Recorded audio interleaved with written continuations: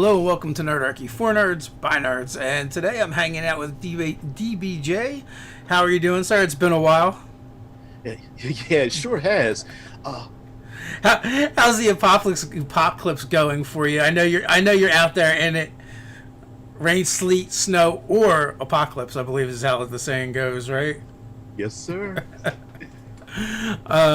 It's always a pleasure to have you on. For anyone that doesn't know, DBJ is a great YouTuber who specializes, I want to say, in the third pillar of D&D, which is exploration. And it's kind of like the redheaded stepchild of the pillars, and doesn't get a lot of love.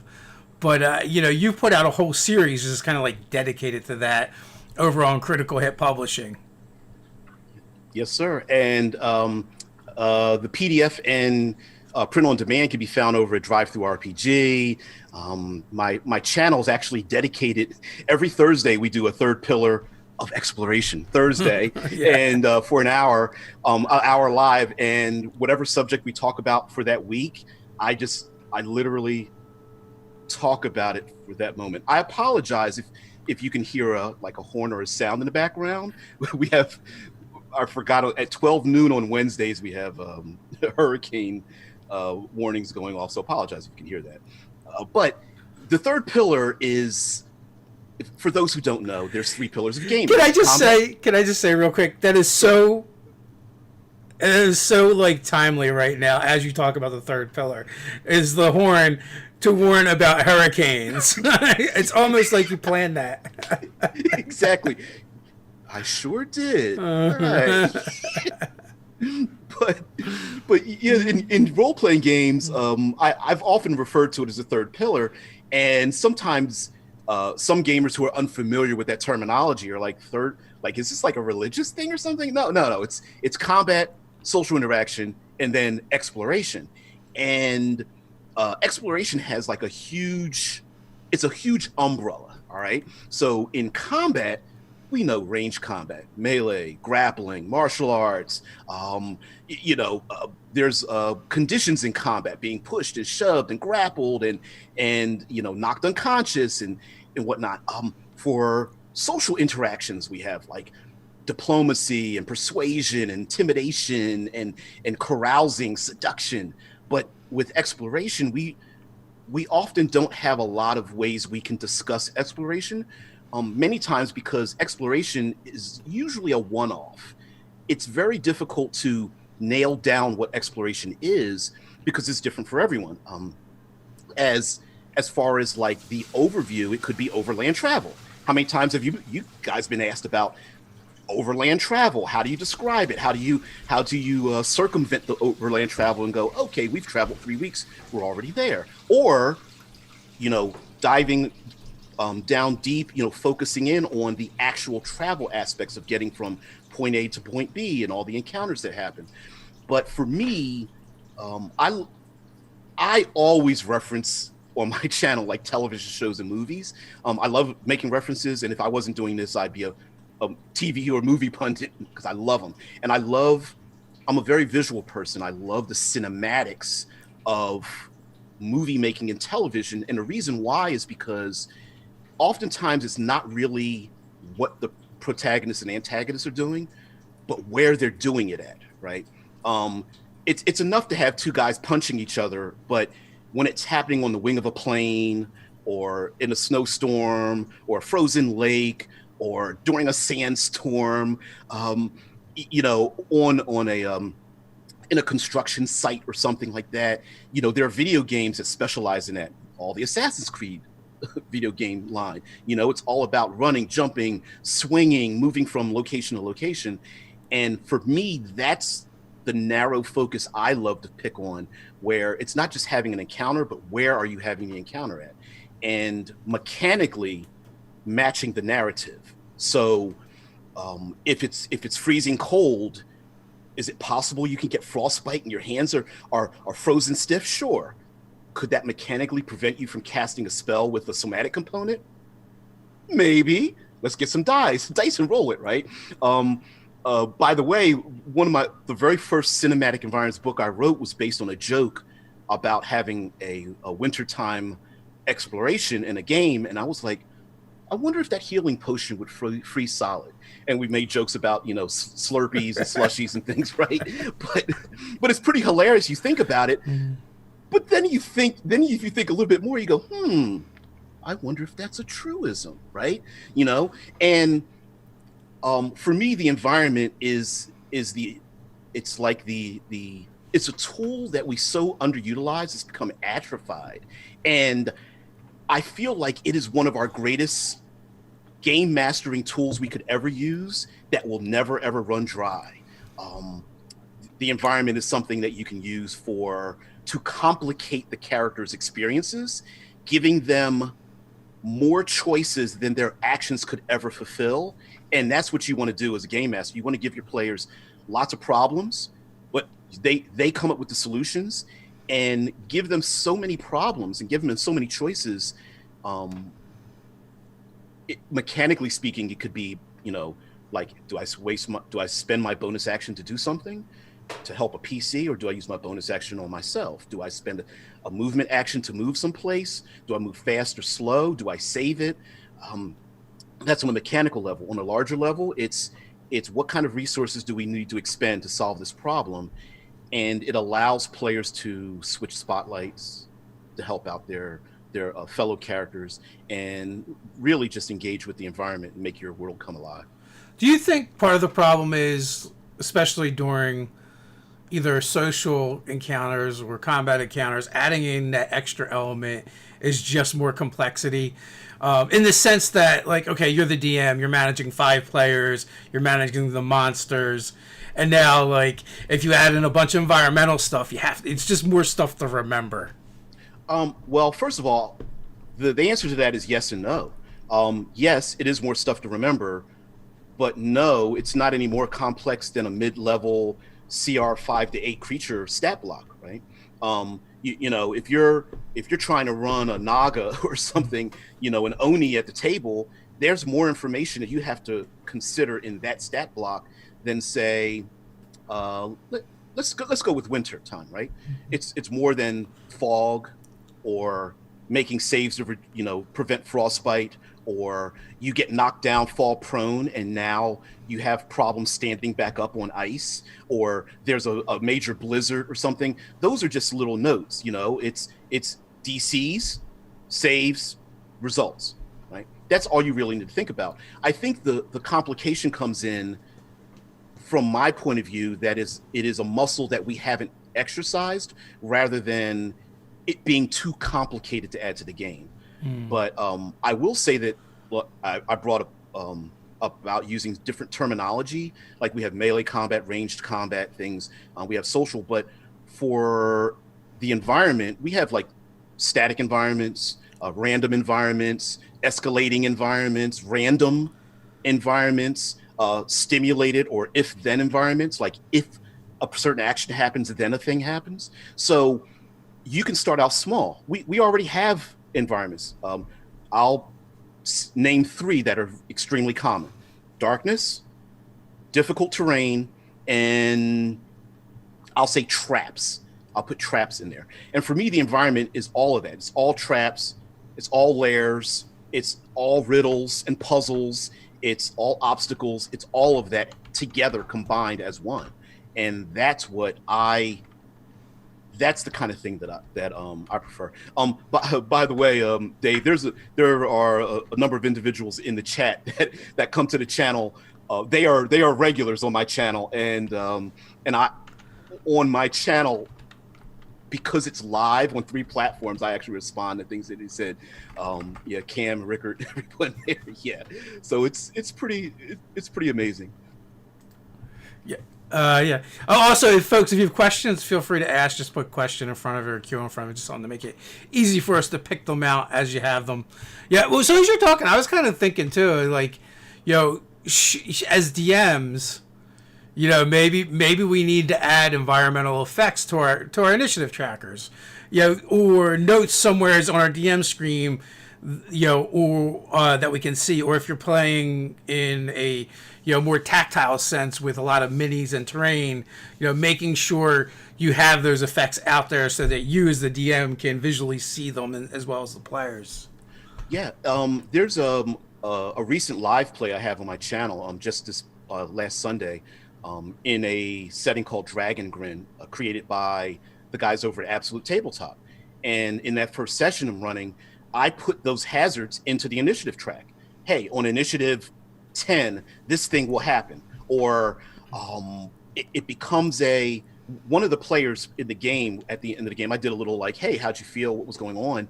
And he's like, man, I got to do a lot of stuff. I didn't roll one combat roll, but I had so many other things to do.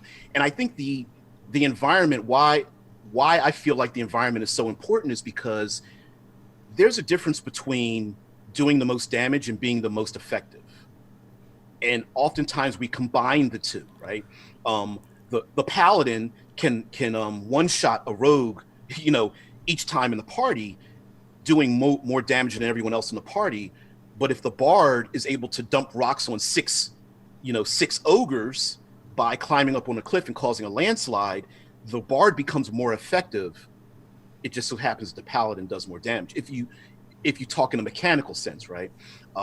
When you use the environment, a lot of times the environment can be the thing that complicates the situation, forcing the players to have to make difficult decisions. If you've got 5 players, they're all going to let loose on the dragon, right? Or whatever big bad you have in front of you. But if you have to worry about a flooding cave, a coming blizzard, cracking ice on a lake, let's go with man-made obstacles, burning buildings, dilapidated buildings, running in sewer systems that are flooding, getting trapped between floodwaters and an iron grate and down in the sewer system. A lot of times the environment helps us push action forward. It gives the other players something to do, meaning, let's say a player gets taken down to 0 hit points. What happens normally in a game? Oh, they dropped to 0. I lift them back up. You might not want to do that if your fellow player is drowning or freezing to death, or snatched away into the fog by some monster, or carried away into the sky during a storm, or it's creating problems and forcing the players to think outside the box to solve those situations, right? That's where I'm coming from. That's where my mindset is, and I love it. Do you give the ranger any extra special attention or look at that class when thinking about the exploration pillar? Because one of the biggest problems with the ranger is like they rock that pillar so hard, but it's so passive and unseen that it gets underrated, right? Because you don't see it. It's like one of those things, like it's like video editing, right? You only know when it's bad. You don't know when it's good because you see what you see what was missed. Right. In my opinion, just from my perspective, unfortunately, like the ranger and a lot of the details about survival and exploration have been relegated to passivity, right? Like, oh, I can passively find food or shelter for my party. I can passively navigate and never get lost. And the ranger has been more or less switched from a survivalist to a monster hunter, really. And I think that's a little bit of a disservice. I understand why. A lot of times we want to make things simple, and the environment really isn't a thing you find in, say, like MMOs, and is a little bit far more difficult to encapsulate very simply and succinctly with new players. But killing monsters is pretty easy. So for me, it's not just the monster killing, like you bring up the ranger. It's like where it happens. Like I make the analogy, it's not sharks and alligators that are scary. It's sharks and alligators that are scary because of where they're at. You get bit by a shark, you're drowning. Has anybody looked up the drowning rules for Wizards of the Coast games, or the massive disadvantage, capital D, you get in fighting underwater? No, but if you're attacked by an alligator in a swamp, it's far more dangerous than you would think if we utilize all of the environment. Like go ahead. No, I was just listening. I love listening to you talk about that stuff. But no, the drowning rules are actually very severe. What's not severe is holding your breath. You can do that a very long time in D&D terms. Right. And it's see again, the holding the breath holding in Dungeons and Dragons for me sounds like an afterthought, because sure, someone very skilled and tough could hold their breath for 3 minutes under optimal conditions. Yeah. When you're being strangled by a tentacled maw and just pulling you down into the water, and you're like trying to swim to the surface and stuff. In 3 minutes, really? Yeah. Really? Well, it's me and my daughter the other day at like 4 a.m. watched a movie called Crawl, right? And it's basically like this town is flooding, and one of the people was working in the basement when that happened, and because of the flood, all the alligators began coming into the floodwaters, and one ends up in the basement. And this person is like trapped in the basement with this huge alligator, and then also like townspeople around them are getting eaten by alligators. Like they're jumping up on the boats, and it's the threat that you don't see. And again, also you have to deal with swimming and the water environment. Now I want to because of how my channel is set up, I always read the chat and like the response. So I want to respond to some comments in the chat if you don't mind. No, go ahead. I got them marked. But go ahead. Okay. Well, just before we get to Cameron's question, there was a comment about how players can get really salty because of the environment because they don't have much control over it. And my answer to that is, if you're creating a problem, we as game masters, dungeon masters, we want problems, right? We want conflict to be in there, but we also have to be flexible enough to allow there to be solutions. And one of the solutions is that to listen to your players, and if they're creative, let that creativity, the rule of cool, surpass any particular idea you have to solve the situation. In my recent live play, I created a situation where the players were in a hanging city. It was upside down city. The city was built into stalactites, and they had to go down to get into boats that were beneath them.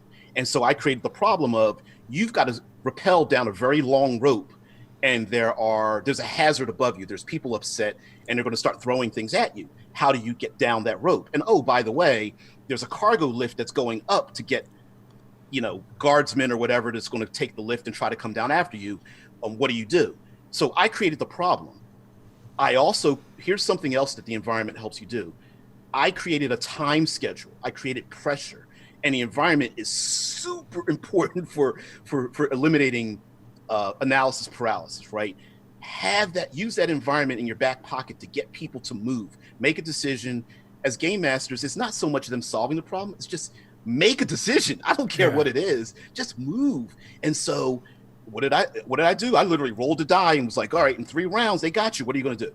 Well, one person's like, well, I jump all the way down. Another person's like, well, I'm going to destroy the lift. Another one's like, well, I'll drop to the bottom and hold the rope for my ally or whatever, right? Let them come up with the solution. But as I described that, much of that was the environment. It wasn't really the enemy, right? It wasn't, for me, it's creating a situation where you are confronting enemies in the game, your adversaries, your monsters, your NPCs or whatever, but you're put in different situations. And I think what happens is when players get upset, it's because they feel like they're getting nerfed. We've heard that before. You're nerfing my character. But a question that Cameron asked is about this anime where there's different systems in the clouds. The point is, change the environment. Yes, a player could spam something in, say, a tight alley, but if the entire game takes place in a tight alley, you are setting up a situation where they're expecting what that situation is going to become. Oh, well, every fight's going to be in a tight space. But no, you change it up from a rope bridge to rooftops to tight alleys to burning buildings. And does that mean that there will be times when your wizard can't see through the smoke and you can't use your spells to target enemies or help your allies? Of course. But maybe someone else can blow the smoke away, solving the problem. Oh, well, maybe they might need to change their action of, again, rolling the dice to attack an enemy by instead turning their attention to blowing the smoke out the way so that the cleric can heal their allies. And you see that triangle starts happening where you have these moving parts by just you creating a problem and the players coming up with a solution. Yeah, I want to say too, like a good exercise for DMs that have a problem saying yes and only having one way to solve the problem is stop creating solutions to the problems. It's not your job, right? As a DM, I just like to throw out these problems and see what they come up with. And once they've come up with something that I think is reasonable, I'll be like, yeah, that was the right way all along. Right. And this is follow me on this transition here, okay? Some GMs do not like to give out a lot of magic items, okay? Some GMs don't even want to give boons to their players. But I often enhance my talks about using the third pillar of gaming as use and abuse the environment. So the environment should be used and abused, okay? So if your players are on that frozen lake and they're slipping and falling and they're falling into frozen water, being both drowning and suffering frostbite, and it's during a blizzard, and your PCs are like, oh, this completely sucks, I can't stand this GM, then they should also be abusing it. Maybe dumping that ogre that went after that player character into the drink, right? Drowning them, or finding that those rocks up on the cliff and dumping it on their head, or forcing an NPC to get lost in the fog and sneaking away from them just to backstab them again. Or maybe it's far easier. Maybe that bard can't take out the bad guy because they're weaker, but they sure can drown him. Let me grab his ankle and tie an anchor to it and throw him off the boat, right? It's using and abusing the environment. So for me, instead of handing out the magic items and handing out the boons, maybe the players find something that makes them more effective within that environment. Dumping that burning building and letting it collapse on their enemy. Why not? Oh, and as a game master, I didn't think about that, but guess what? The players did, and let it happen. Just let it happen. As a matter of fact, one of my first experiences were the player characters circumventing my story, and I had to stand up and give the slow clap. This is back in BX, and I had players, they were like first or second level, and back then the characters were very fragile. So I said, oh, I'll have them go into a keep, I'll have them fight a whole flock of harpies, whatever, they'll just run. So they said, well, can we trap the harpies in between two portcullises? Right? Sorry about that. I was like, well, I guess you could. And I was like, well, how am I going to do this? So they came up with an idea to lure the harpies in between, dropping one portcullis down. After the harpies got in there, they ran out, dropped the other one down, and then dumped burning oil pitch on top of them. And from that point on, I never went back. I was like, I didn't even think about it. I don't even think they got into the castle that I spent 30 hours designing. I was just like, that's sweet. It tastes like fried chicken tonight. So Doug wants to know, fair to say if the party is not fighting or talking, they're exploring? Feel like this gets glossed over in the pillar discussions. Yeah. Oh yeah, it very much does, because oftentimes when we hear about which character class is better, which combination of class and race is better, what should I dip into in this level, it's often talked about in a vacuum, right? Okay, we have numbers to refer to, but we don't often have the environment to refer to. So I make the claim that, sure, the wizard with the fireball might seem like they're more effective than the monk punching and kicking people, but make that argument on a boat, right? Yeah. Wizard's got the fireball once, then burns the boat down and everybody drowns, whereas the monk's probably kicking ass, pirates off the boat, while the wizard's like, pyromaniac wizard's like going, let's see, no, I'll probably set the sails on fire. No, that'll set the deck on fire. I mean, I'm being rather sarcastic with that one, but you get my point. Yeah. That there are times when it's possible that the encounter itself might change the dynamic, right?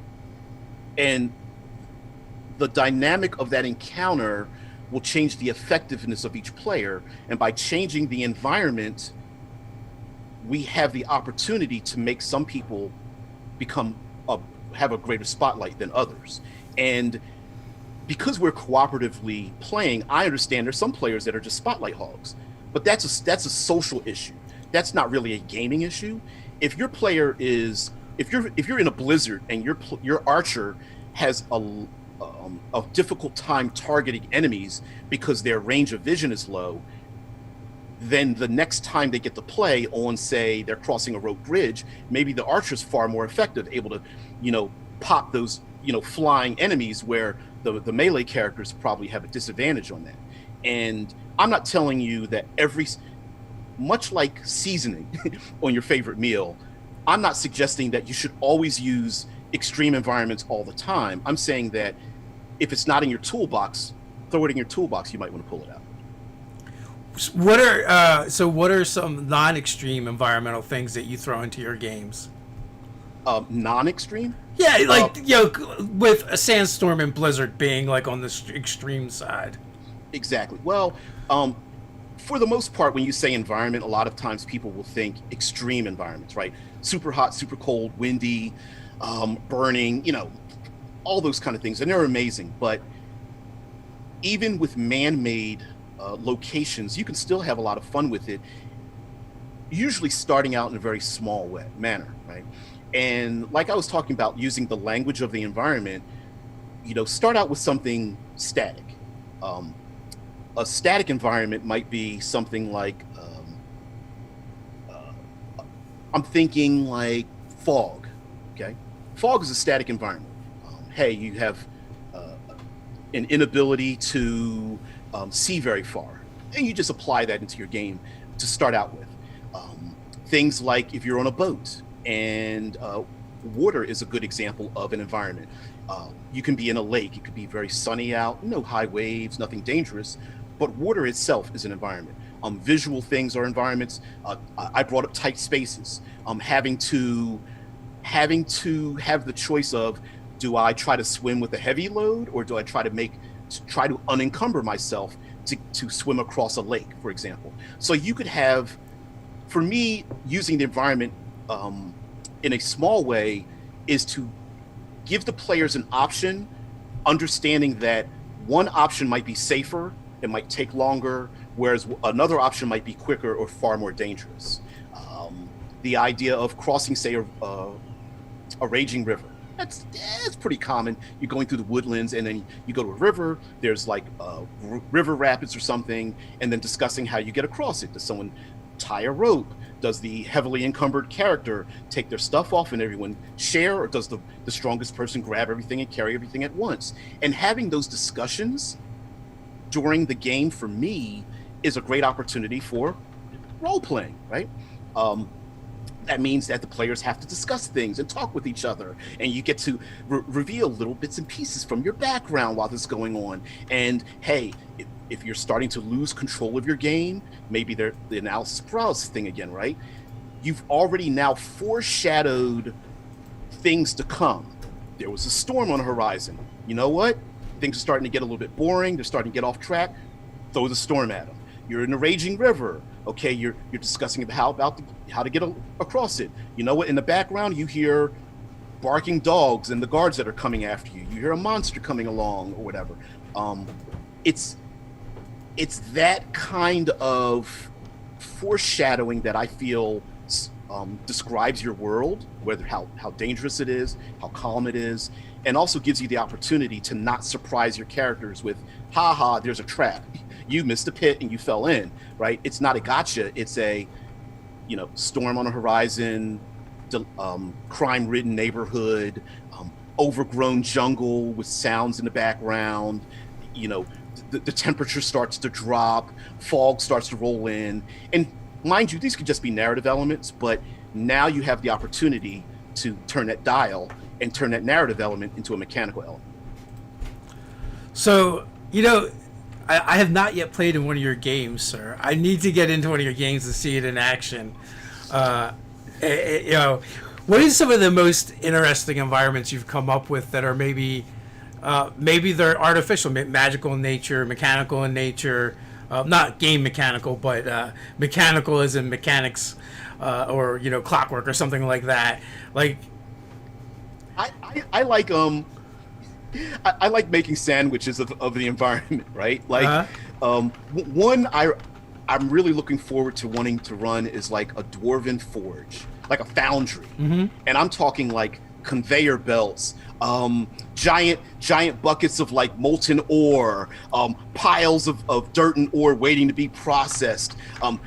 For some reason, even in a medieval society, like you see like machines stamping elements out and mechanical arms reaching around. Like I want something where there's like a lot of height, a lot of width, a lot of tight spaces, having a fight on that conveyor belt with like arms and things reaching down or trying to pour on top of you, where getting knocked prone will have you maybe slide into that open dwarven forge at the very end of the conveyor belt and stuff.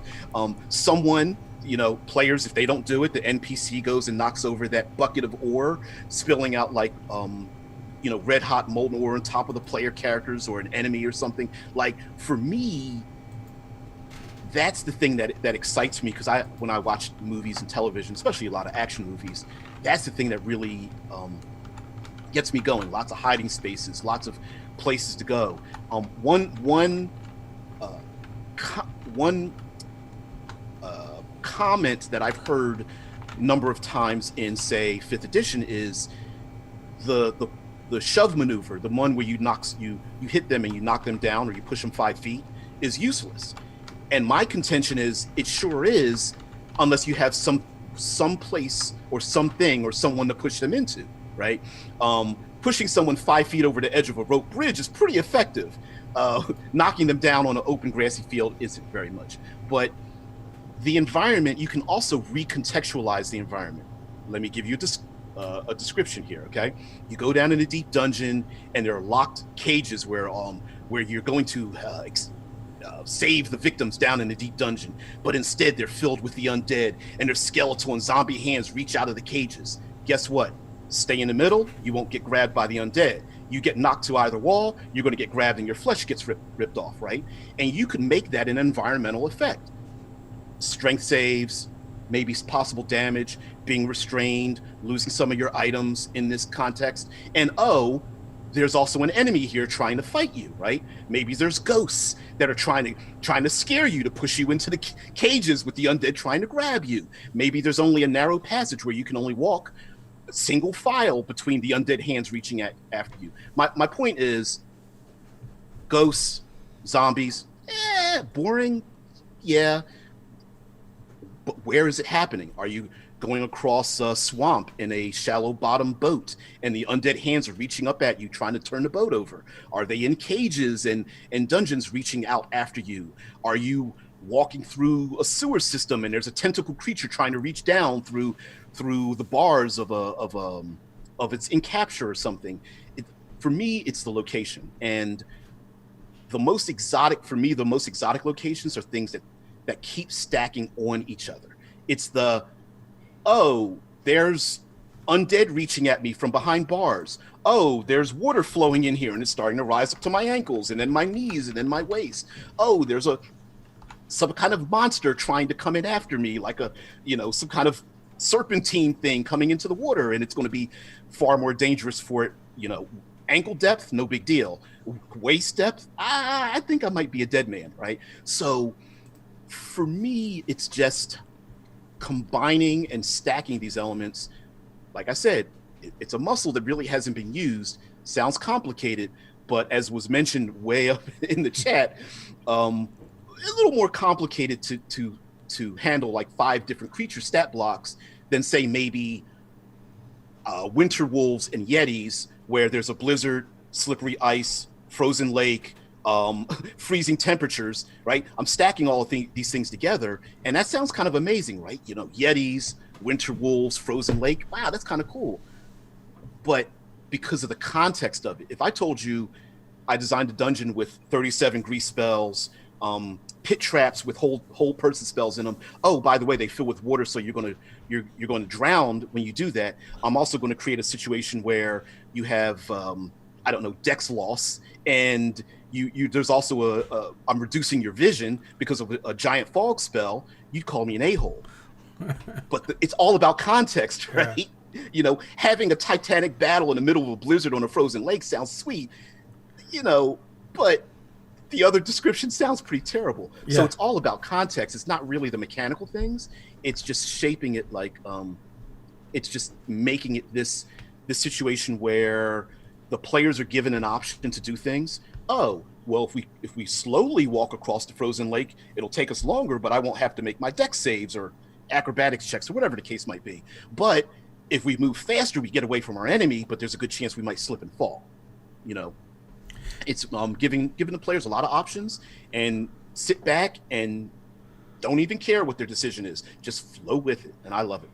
Also, too, the some of the onus is on the players to take responsibility for understanding that the environment is not static, and they can interact with it. If they're choosing not to, that's on them. I played a grappler barbarian, and let me tell you, sewer battles were awesome for that character. We were fighting around a giant cistern, and I'm like, oh, I just shoved them in, or I just grappled them and pushed them under the water and hold them there. Good luck. Good luck getting away from me while I'm raging. Exactly. So as players, you can always look for interesting things to do. Like we had an encounter in a recent game where it was basically a circus monster escaped, and it was a giant turtle, right? So it is again a barbarian. So I was like, well, can I try and flip it on its back? Instead, because everyone's seen a turtle on its back before, I think, and know what happens. And the DM's like, sure. And so we went through the appropriate checks. The turtle ends up on its back, and then the next thing I was like, all right, I'm going to start spinning it. It just the DM just looked at me. You're going to spin it. I'm like, yeah. And then once I said that, all the other players are like, I want to spin the turtle too.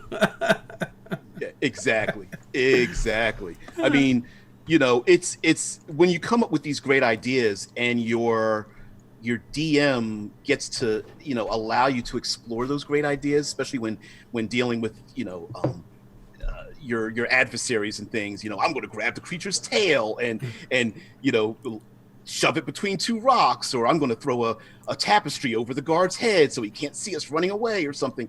Those are some of the great things, and you can't really. It unfortunately, this idea of spamming something comes about by having a lack of options. And if we get used to having those options, both as a dungeon master or game master, allowing those options to happen and for players to be able to express them, then they'll interact far more in the game. If we start saying no, not because it doesn't make sense, but no because I'm scared of allowing it, you're going to get more players to basically go, well, I tried to come up with something unique and I can't do it because my game master says no. There's no rules for it, so I guess I just won't do that any longer. Which is why, as someone mentioned earlier in the chat, where is this? Where can I get it? Well, you can get it on Drive-Thru RPG. The Cinematic Environs is a series of books that are completely dedicated to the environment, and right now, primarily most of them are the natural environment, and eventually they will be brought together. So, yeah, that. There's a series, a number of these books here for the different environments. How many are you up to now? Right now we're up to 8, and one of my pride and joys is Plains and Grasslands, which is it was a challenge to take one of the most boring landscapes possible and make it interesting. so I did. How many ways can I use mad cows? Hey. You make fun, but there's actually a chapter in there all about herds. Something I joke with on the channel are like herds and mobs. Like people are hazards themselves, and they make great meat shields. Yeah. Well, Mufasa didn't find it a laughing matter, that's for sure. You know what? That's a thing too. You know, you can get stampeded by a herd. If you are savvy and fast enough, you can hide in a herd by moving along with it. You know, you can again, you could use a herd to cover your those who want to hide their exploits, whether it's attacking someone or something like that. You know, there's lots of that. So, are you laughing at the cows kill more people than sharks? Yes. Yes. In our last game, actually, we were in a desert, and I was using the camels as cover and the hide as a rogue. So, so they do have their uses. We also did have a freak sandstorm come up that we had to deal with. So Cameron had a question: would you suggest putting a battle during a river crossing? Some players complain specifically about crossing rivers being boring. Maybe it wasn't DM'd properly. Yeah, but not until they hit the center. Right. Now, here's another thing, too, that this is more psychological than anything in role-playing games, that oftentimes we players will default to something out of habit, not necessarily out of usage. What I mean by that is, how many times have we seen produced a number of videos about overland travel and random encounters being part of that? And what we end up doing is going like, we roll our eyes and go, oh, here's the boring part. How do we get past the boring part? Well, if you preload your experience with boredom, that's what's going to happen, right? If you say a river crossing is boring up front, you're already preloading your expectation that it's going to be boring. What I would suggest is every time you roll a d20, think of it like you would an attack roll or spell casting, right? Every acrobatics check, every history check, every medicine check, get to utilize some of those unused skills, right? Try not to default to perception only. Sure, you notice a sound. Are you going to investigate that sound, right? Yeah, you see there's tracks on the ground. Are you going to use your nature to discover what those tracks are? You know, make those die rolls as dramatic and effective as the combat. And then again, stacking, right? We call it stacking. So, or I call it stacking, where they cross a river, then they have to go up a muddy hill. Well, sure, crossing a river and going up a muddy hill, given enough time and energy, is pretty boring. Having a fight happen where you have one player on one side of a river, another player on the other side of the river, two in the middle holding onto a rope, you know, okay, now what do you do? Who goes to what side of the river? What attack is happening to which enemy is happening to attack them, and what purpose are they trying to do it? Maybe instead of the enemy doing hit point damage, maybe they try to cut the rope so one of those players gets pulled downstream, huh? You know, maybe they try to, instead of attacking one of the PCs doing hit point damage, maybe they kick one of them in the chest to have them fall down that muddy hill into the lake to get taken downhill, and then pile on a rabbit on the one player left holding a broken rope, looking at their allies get pulled downstream, right? I'm not saying that this will happen in the game. I guaranteed best laid plans of mice and men, right? But if you set up the situation and your PCs easily overcome it, so what? Move on to the next scene. You'll never run out of the environment. You'll never run out of it. Yeah, that always bothers me a little bit, the idea that, you know, when DMs are kind of precious with their monsters and their encounters, and they're so concerned about, was it challenging enough? I'm like, whatever, your players overcome something, like you said, move on. It makes them feel good about it. I was thinking a little bit about that river crossing, right? About a party, they come up to the river, and, you know, it's moving swiftly, but, you know, you could probably ford it here. You're going to get wet. It's difficult terrain. It's going to take a little bit longer, or there's a series of stones you can try and run across if you want, but they look slippery. But then it occurred to me, here's the problem every time this happens. When we zoom in, begin narrating as the DM, we've signaled something's happening, right? And the players automatically expect that it's going to be combat, and they're going to get ambushed when they try and cross this river. So sometimes you have to do that. so they don't always expect it. But then it's also at the same time you're focusing on something that maybe isn't that interesting. But it could be if you put maybe more thought into it. What happens if they fail? What are the consequences? Are there rewards if they succeed and do it in a timely fashion?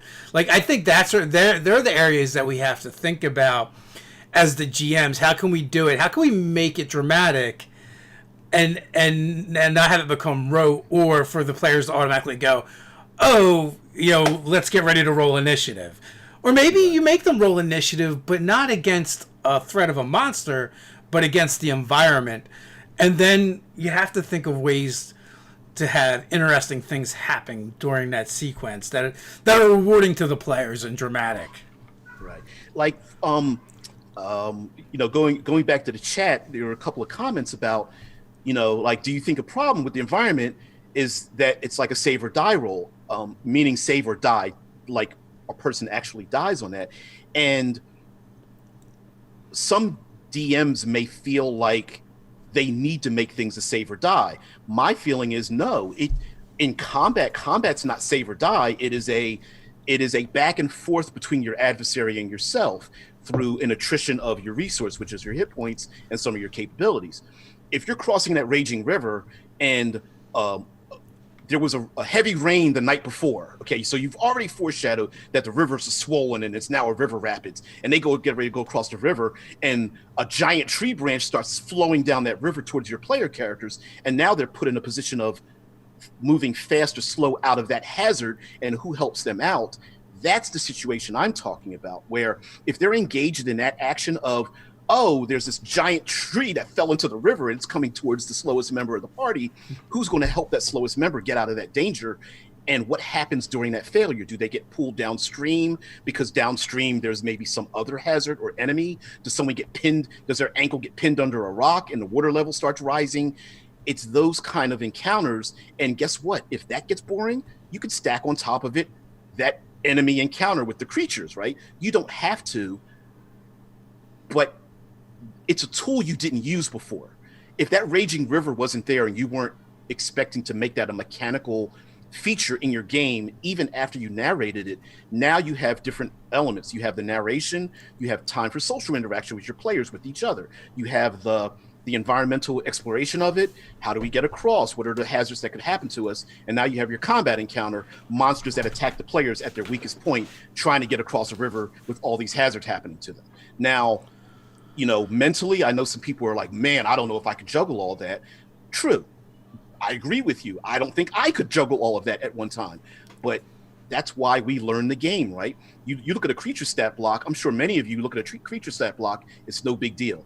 I guarantee you the first time you looked at a creature stat block, you had zero idea what the hell is going on.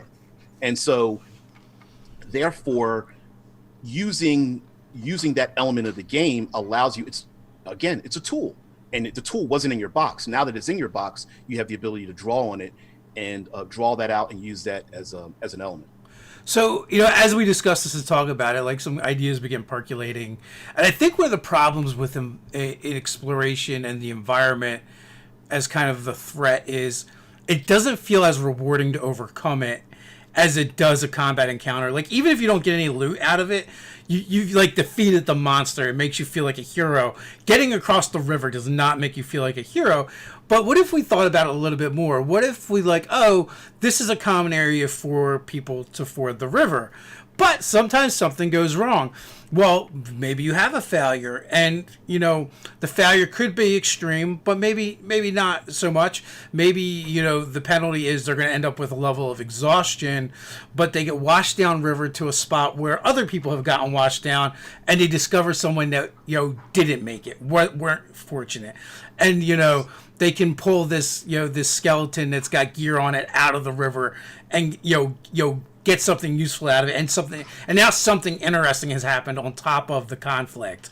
Or they do successfully ford the river, and they do it fairly quickly, when as they all get to the other side, a small family of owlbears come wandering out from the other side that they were on, and look at the water with disgust, roar at the players on the other side, and decide to move on because they don't like the water or whatever. Exactly. I mean, Experience. It's funny how we've defaulted to experience means killing the monster, but experience is experience. You've experienced something, and the fifth edition has mathematically adjusted their encounters to be, I believe, 6 to 8 encounters between every long rest. All right. So was it short rest 3 or 4 encounters, long rest 6 to 8? Okay. It's a little bit unnerving, a little bit daunting, even, or even unnecessary to have 6 to 8 combat encounters Yeah. before a long rest, right? But maybe an encounter is just an encounter. Raging River. I think Muddy that's a Hill. misconception, though. I think they say 6 to 8 encounters, but I don't think they're necessarily all combat encounters. Correct, right. But if we don't have the environment, we have nothing to use seemingly but monsters, right? As Yeah. opposed to say 2 or 3 combat encounters and then adding 2 or 3 environmental encounters and then maybe adding one that combines both of them together. By the way, you're telling a story of your setting, right? If you're going through the accursed desert, maybe you want the desert to be a little bit accursed, right? Sandstorms and going up and down sand dunes and quicksand and heat exhaustion, going through the woods. We're talking about the Raging River and muddy hills and landslides and hacking your way through deep foliage and coming upon, some of you're getting away from the mundane part of it and going into finding a golden stream or an ancient tomb or something of that nature. And again, those environmental encounters could lead to benefits. Crossing that river keeps you away from the owlbear encounter that you just left.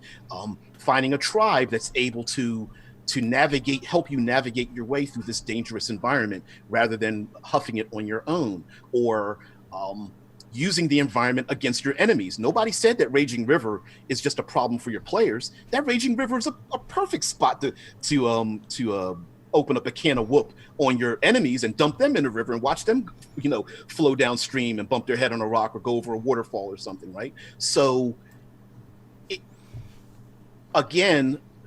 feels uncomfortable us talking about it for people who are just listening or watching, because maybe the mindset is, oh, how does this affect me as a player? Or how does this affect me as a DM?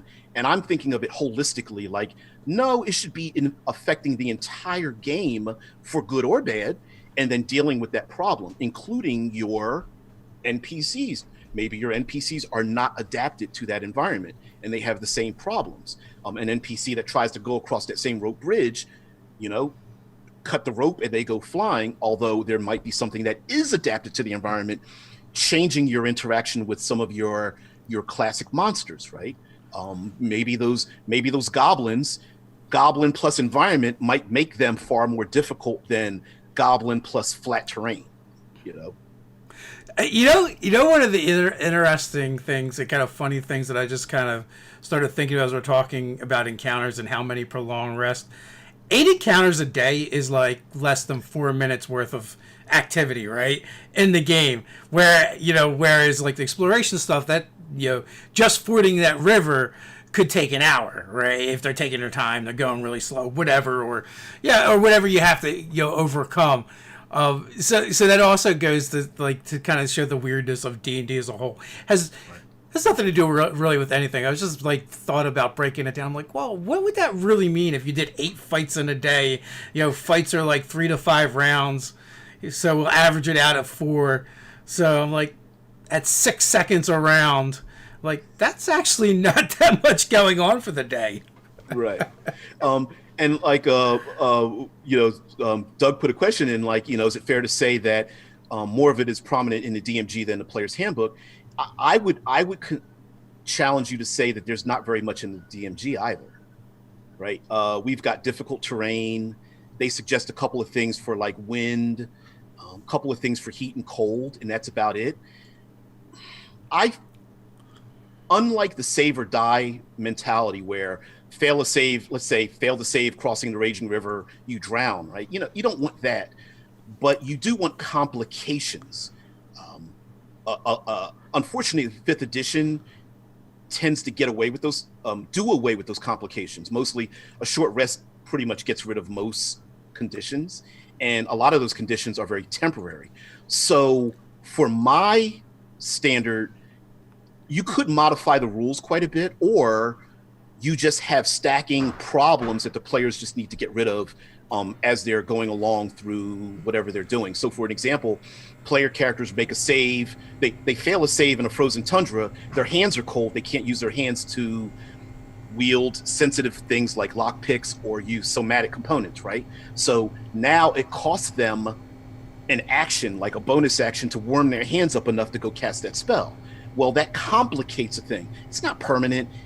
Is it nerfing them a little bit? Of course, because it's a problem, but you're adventurers. You decided to go on dangerous missions. Having your hands get cold is not much of a big deal against a monster doing 60 hit points to you, right?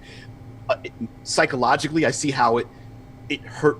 It makes a player feel less effective than the other, but still, session 0, we always talk about it, communication, letting your players know, hey guys, listen, I'm going to utilize lots of conditions. You're going to have to overcome lots of problems. Do you guys mind thinking outside the box? Right?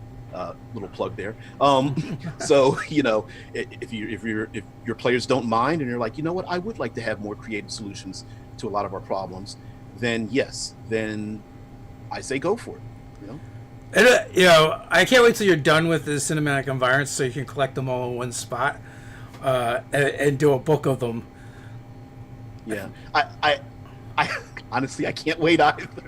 But one of the issues in writing each of the books, so for right now we have Plains and Grasslands, Arctic lands, Arctic lands, blasted lands, desert wastes, mountains. We have aquatic depths, and we even have something known as aerial reaches.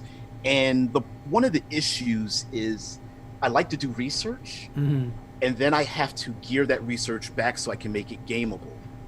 So the cinematic part is very important to me. So it's not just, in other words, like for the Subterranean book that I'm writing now, Wetlands is actually in layout, but the Subterranean book, it's not just making a list of say minerals or a list of cave types.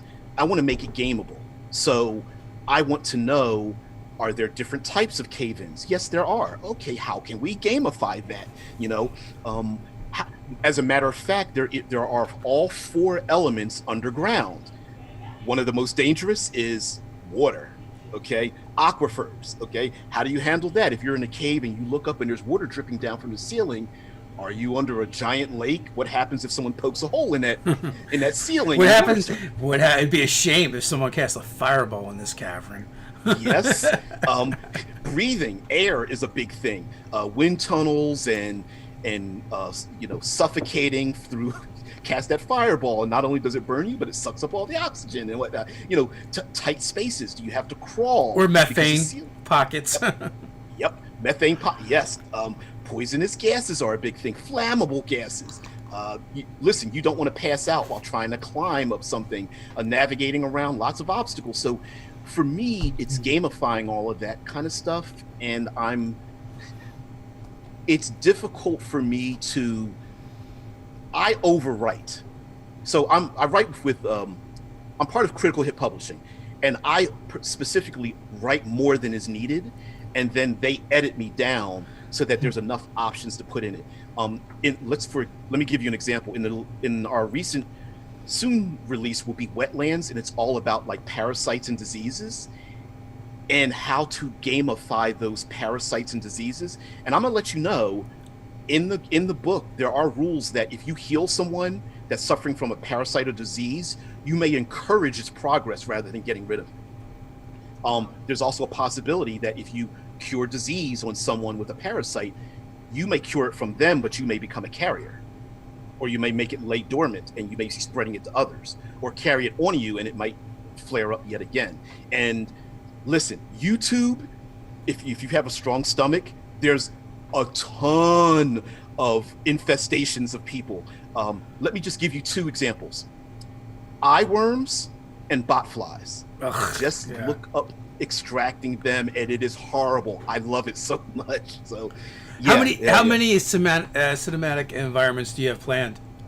Well, right now there's 8. We're probably going to add 2 more. Subterranean, I'm sure, is going to be in there, and we're doing wetlands, and there will be a rainforest. So we have those 2.5 left, and then we're going to put them all together in one big compendium. The compendium won't just be the books with all the books together with a hardcover. We're going to add more material into it. So for each of the cinematic environs, it's not just the environments themselves, but they have a lot of materials in them. For example, there's a new background in each of them. There's new equipment inside of each of them. So an example is in Plains and Grasslands, we have like the lasso and we have the boomerang. In the desert waste books, we have the hookah. There's lots of like arcane hookah that you can smoke and receive certain elements from. We even have something known as a clava, like a balaclava. It's a large scarf towel basically, and we have mechanical uses for those. So each of them goes beyond just describing the environment. The one thing I will say, and I'll call this a humble brag. All right, the environmental books, we haven't put in them the 2 sexiest things in RPG history, and that are player options like subclasses, and there are very few monsters. Because I joined Critical Hit Publishing by telling them the idea that I had, and I told them the difficulty it was of me describing the idea that I wanted to sell. And once I did my elevator pitch, they were like, "Yeah, we need to have this." No, we don't know how to pitch it. Right? And that's one of the difficulties, which is why every Thursday, I specifically on my channel, I go live Monday through Friday at 6 a.m. Eastern Standard Time. Each day, Monday through Friday, for an hour, and it's all live chat. It's all YouTube, Twitch, Discord, live comments, questions, everything. And specifically on Thursdays, we talk about the environment. But I will say for the whole channel, we pick a subject. We start out Monday, and it's extremely long form. Monday through Friday, we talk about that entire subject. So we have Monster Monday, Crunch Time Tuesday, World Building Wednesday, Third Pillar of Exploration Thursday, and then Future Friday, which is one of my favorite. I like talking about science fiction and futurism and all that kind of stuff. So we talk about that same subject for Fridays. So yeah, and there's well over 2 years of subject matters, over 800 hours of content, and growing. There is tons of stuff to check out with that. Normally, at this point, I would say, hey, final words. But that seems like a perfect place to end it. We're up on the hour just past.